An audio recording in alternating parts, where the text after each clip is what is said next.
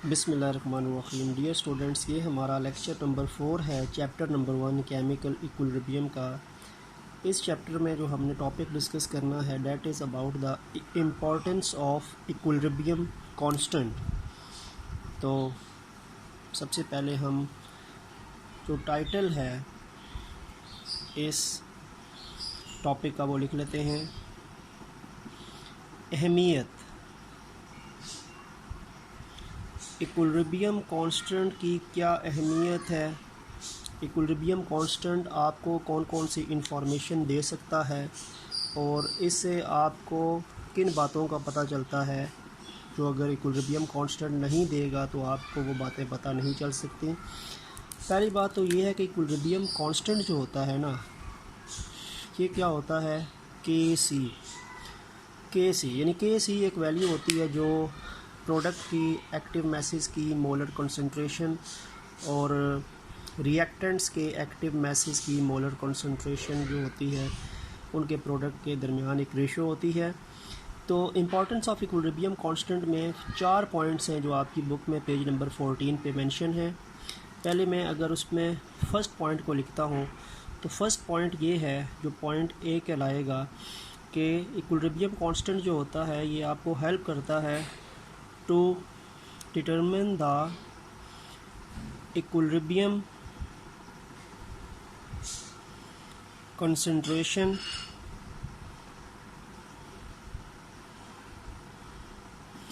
of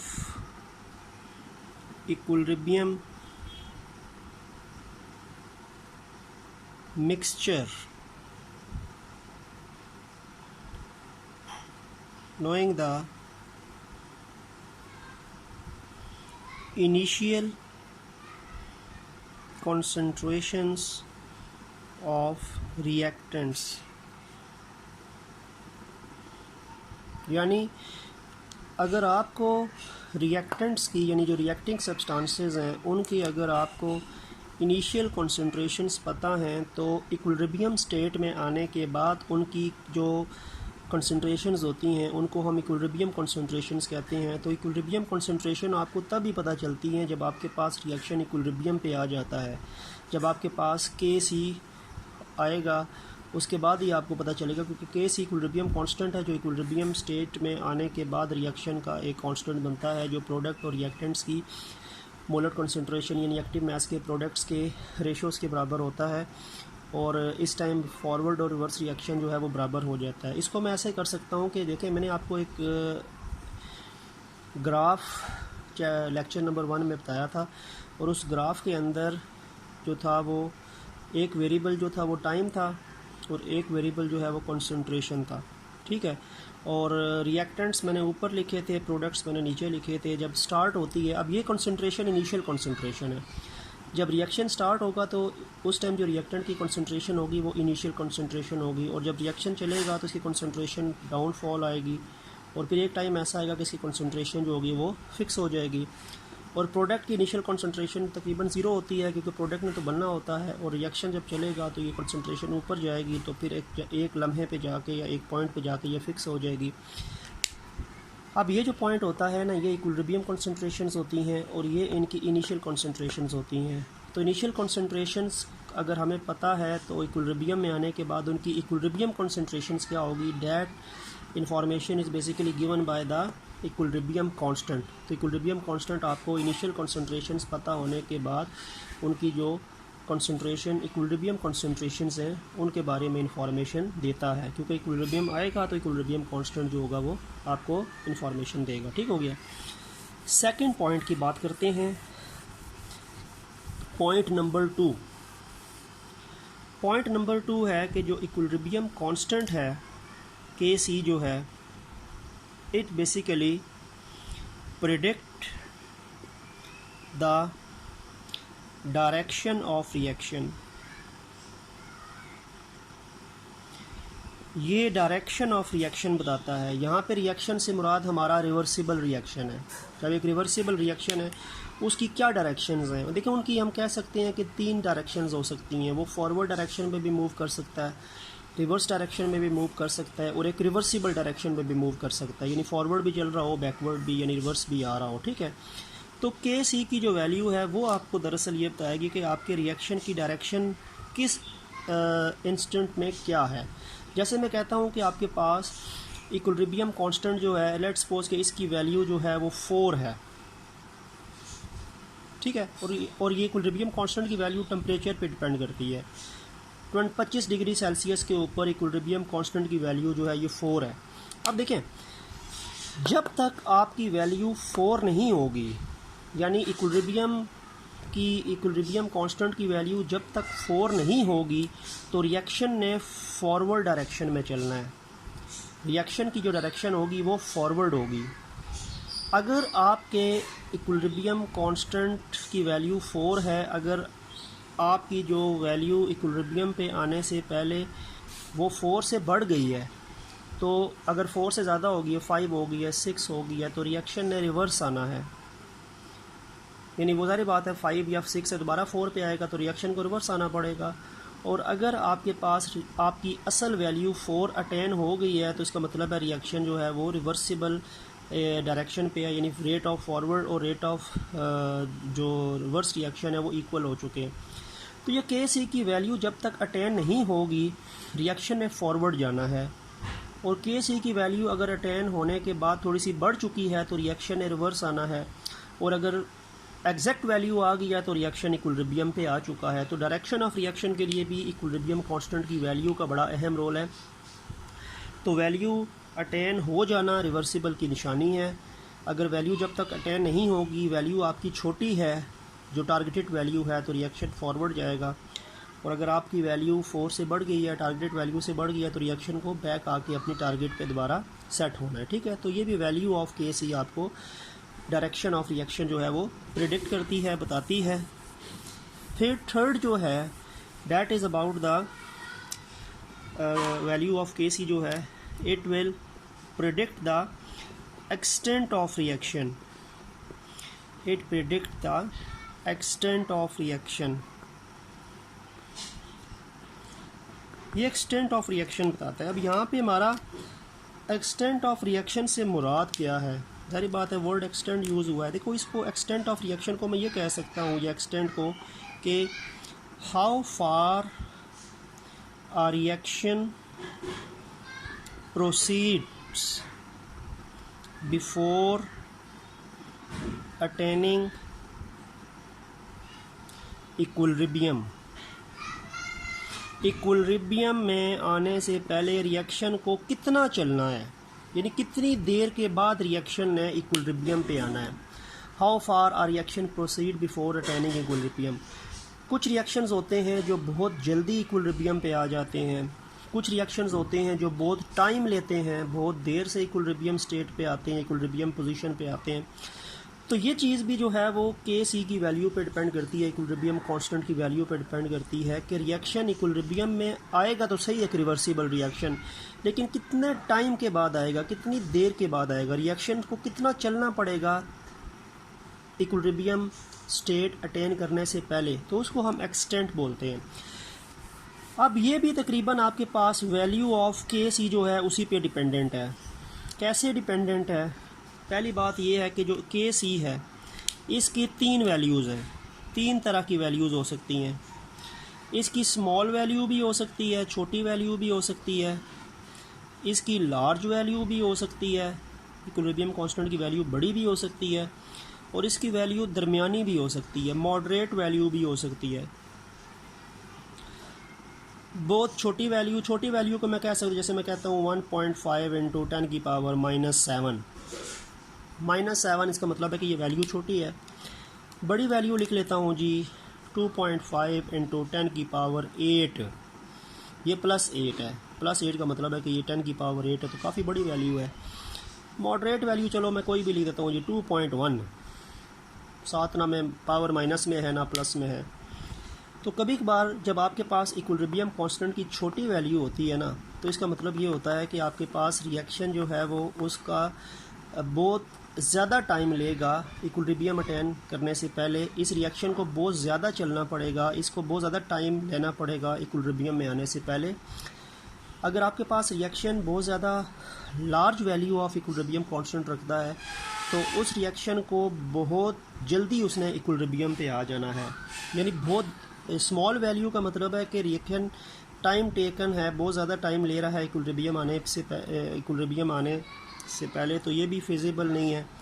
और अगर value बहुत ज़्यादा है तो रिएक्शन बहुत जल्दी इक्विलिब्रियम पे आ जाएगा। तो बहुत जल्दी भी इक्विलिब्रियम पे आएगा तो हमें वो ऑब्जर्वेशन का टाइम नहीं मिलेगा, तो हम उसको थॉरोली स्टडी नहीं कर सकते, ठीक है।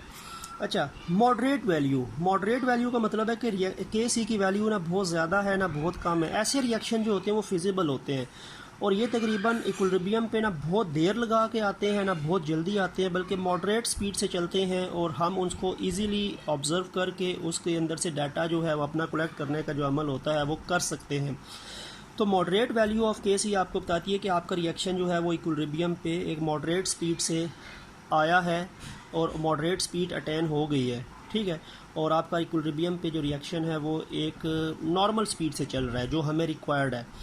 और लार्ज वैल्यू ऑफ के सी का मतलब है कि आपके पास इक्विलिब्रियम जो है वो बहुत टाइम कम लगा रहा है, यानी बहुत जल्दी रिएक्शन स्टार्ट हुआ, with in a second reaction equilibrium पे आ गया।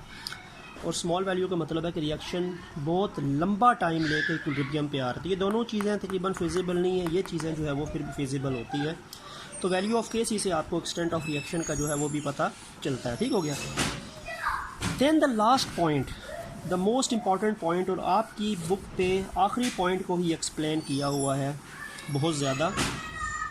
अब आखिरी पॉइंट क्या है जिसको मैं पॉइंट डी कहता हूँ। अब पॉइंट डी ये है कि इक्विलिब्रियम कांस्टेंट की जो वैल्यू होती है, इट बेसिकली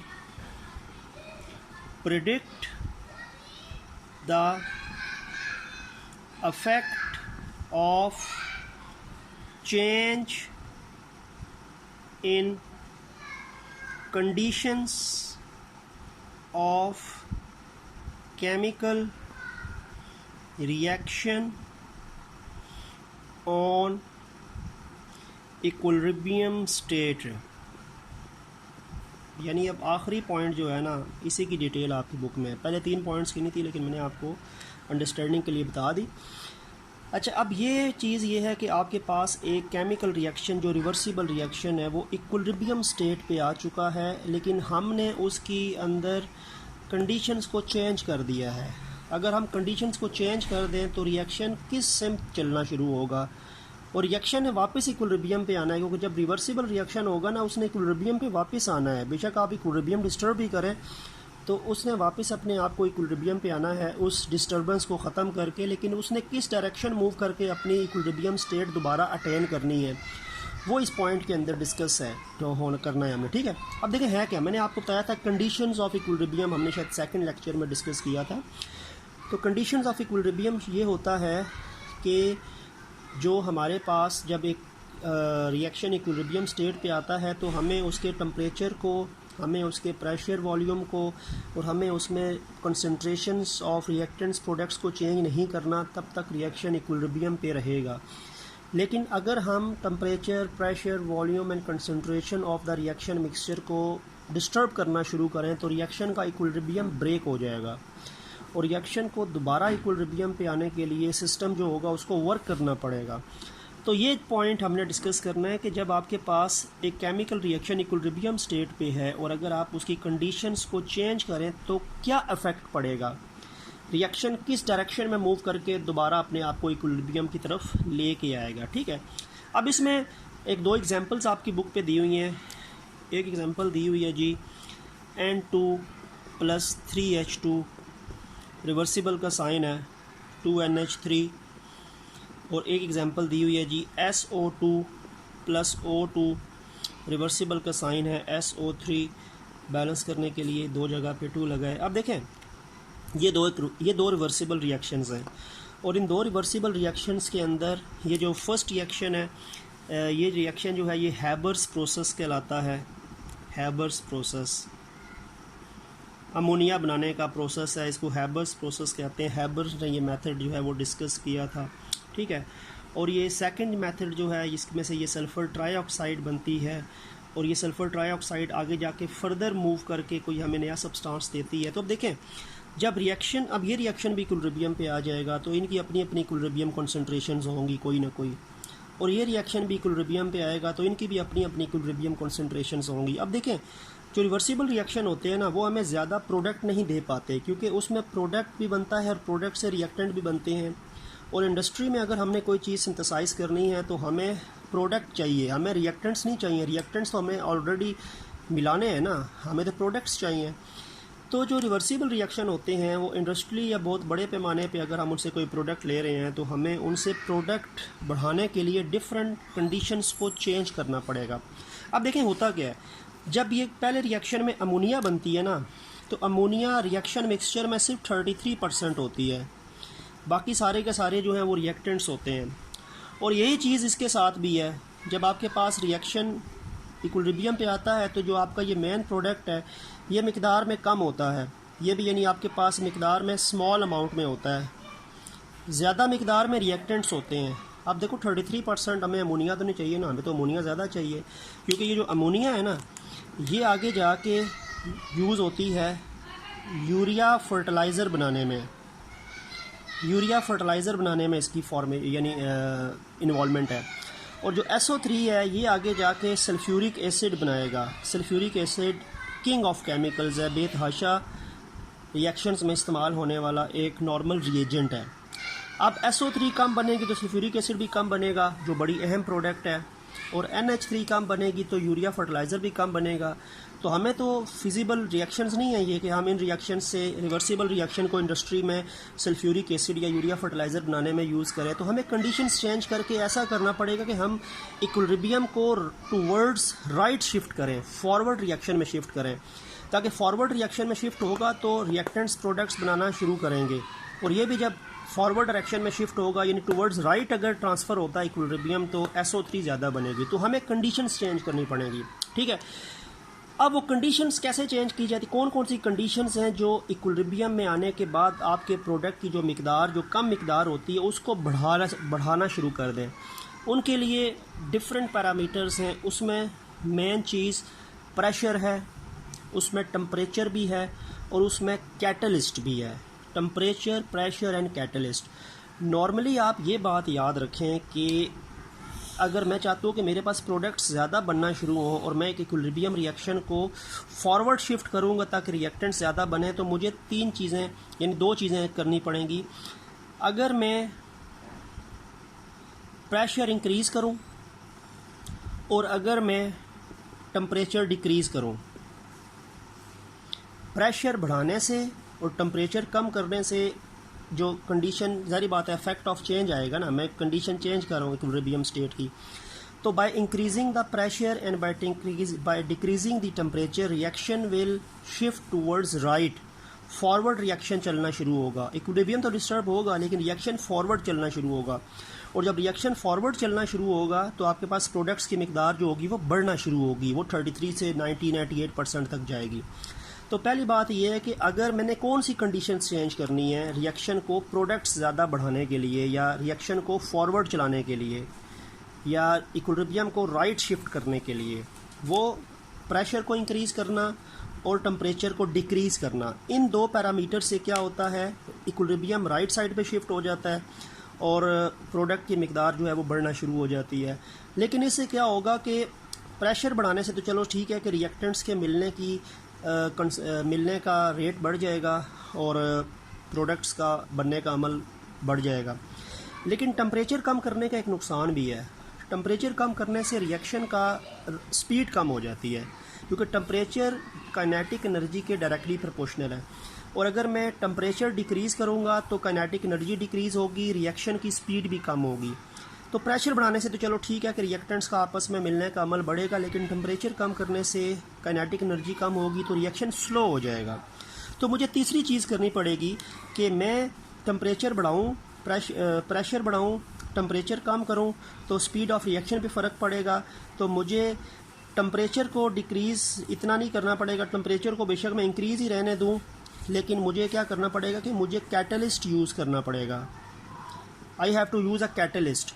और कैटलिस्ट से क्या होता है, कैटलिस्ट की वजह से आपका जो कह सकते हैं कि जो रिएक्शन है उसकी स्पीड जो होती है वो इंक्रीज़ हो जाती है। ठीक हो गया।